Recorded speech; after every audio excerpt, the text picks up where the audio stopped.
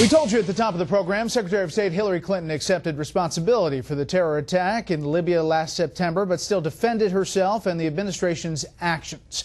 Let's talk about what we heard today with House Foreign Affairs Committee Chairman Ed Royce. Chairman, thanks for being here. Good to be with you. First of all, your thoughts on your committee hearing today, what you heard, what you didn't hear. Well, I think we had a lot more questions than we got answers. And one of the things I think we really found today was that this attack was unprecedented, as they argue. It wasn't that it wasn't unforeseen. 3 months prior to this attack, there was communication on up the line in terms of the danger of an attack there. There had been 2 attacks on the facility. We had a situation where there was a desperate request for aid, and it was not forthcoming. So, since you're dealing here with an al-Qaeda franchise that's the fastest growing in the world, and we've just had an attack in Algeria, how do you change the culture of the State Department when the 4 people that are culpable, according to the State Department, are still on the payroll? We learned that today. They're still on the payroll. You know, Mr. Chairman, the thing I heard most today on email, on Twitter, was really frustration. They thought there was a lot of speech making and not a lot of pointed questions, that they didn't think the questioning was that great. A lot of pointed questions, not a lot of answers. Really? You thought so? And one of the things we're following up with are written questions. And the reason we do that is in order to be able to follow up on some of what we heard. You probably because don't they can run out the clock, and you saw some of that. Well, you're going to run out the clock in Secretary Clinton's term. Exactly, and that's why we're moving quickly in terms of those additional questions that we are submitting. So if you don't get those answers that you're looking for, would you subpoena her to come back? Well, we would. We would if we didn't get the answers. But the answers, frankly, she was under oath today. When you appear before our committee, you are. And the follow-up questions will further proceed down that line of inquiry that you heard today. And there were a lot of questions today, as you probably would acknowledge if you think about the specific ones asked by House Republicans. There was a lot of defense on the part of our colleagues on the other side of the aisle. You hear what Democrats say. You hear that they say this is all political, that this is all about politics. What is the response to that? Well, I think the response is obvious. You had a massive failure here. This is the first time in 35 years that we've lost an ambassador. And in response, for the questions that we're asking, we're either going to change the culture in the Department of State or we're going to continue to have problems.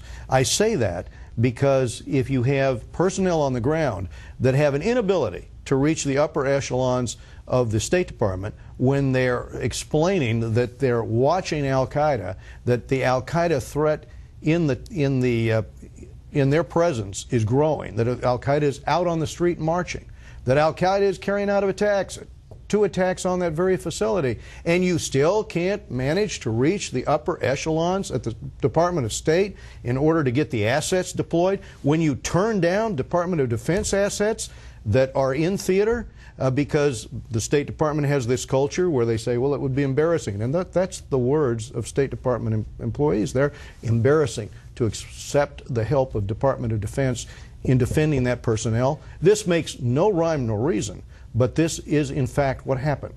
And so, yes, we have to force a change in that culture, and that's going to require quite a bit of work. Mr. Chairman, what was surprising to a lot of people is that the term video really only came up one time in questioning that we saw in the 5 hours of testimony, and here was the answer to that question about whether this anti-Islam video played a role, and something she said before.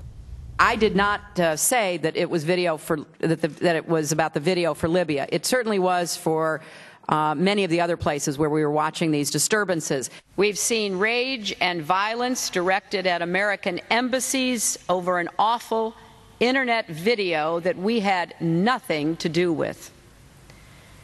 It is hard for the American people to make sense of that because it is senseless and it is totally unacceptable. The people of Egypt, Libya, Yemen, and Tunisia did not trade the tyranny of a dictator for the tyranny of a mob. Your thoughts, I mean, just seeing those two clips, that last clip is obviously at Andrews when the bodies were coming home.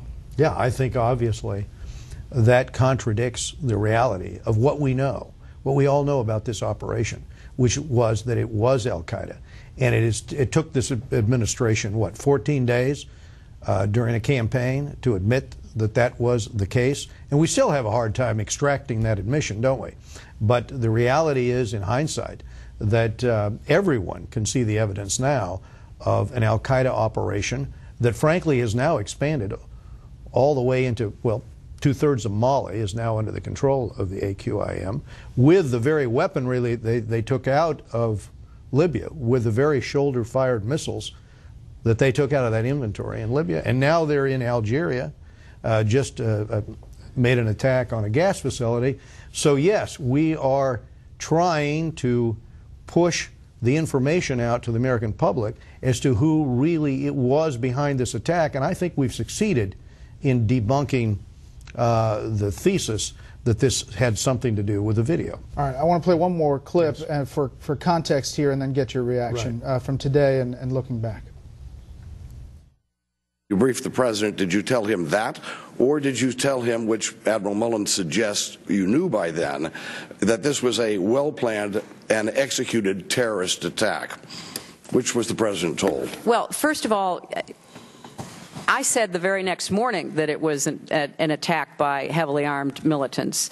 The president said that morning it was an act of terror. No acts of terror will ever shake the resolve of this great nation, alter that character, or eclipse the light of the values that we stand for. Mr. President, this morning you went out of your way to avoid the use of the word terrorism in connection with the Libya attack. Right. Do you believe that this was a terrorist attack? Well, it's too early to know exactly how this came about, what group was involved, but obviously it was an attack on Americans. And we are going to be working with the Libyan government to make sure that we bring these folks to justice one way or the other. Quickly, a lot has been made about this, and Democrats say it's all about semantics. What do you say? Well, I say that the administration did not want to be charged with losing four brave Americans at the hands of an al-Qaeda attack.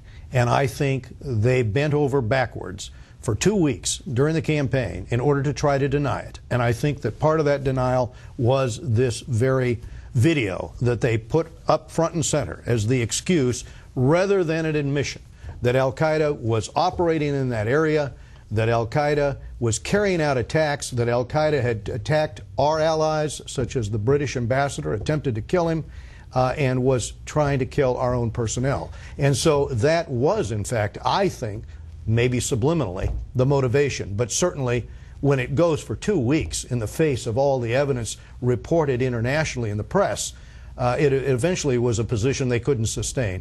But you still see them trying to rationalize this. All right, Mr. Chairman, and just to be clear, if you don't get the answers, you're going to subpoena Secretary Clinton That again. is correct. That is correct. We want the answers. Thank you very much for the time. Thank you. Good to be with you, Bret. The Fox All-Stars weigh in on Secretary Clinton's